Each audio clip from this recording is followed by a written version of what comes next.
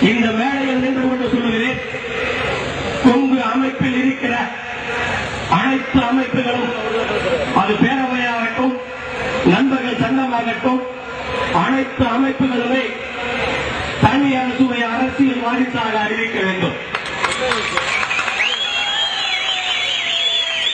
தங்களுடைய பேராதரவை தனி அரசுக்கு அளிக்க வேண்டும்.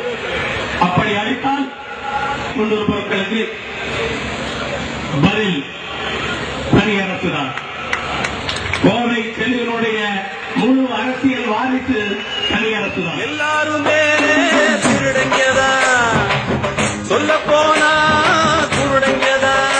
நம்ம நாட்டுல நடு ரோட்டுல, நம்ம நாட்டுல ரோட்டுல, வீட்டுல, காட்டுல எல்லாருமே திருடங்கதா, சொல்ல போனா குருடங்கதா. திமுக அரசு ஒன்றும் திருந்தல.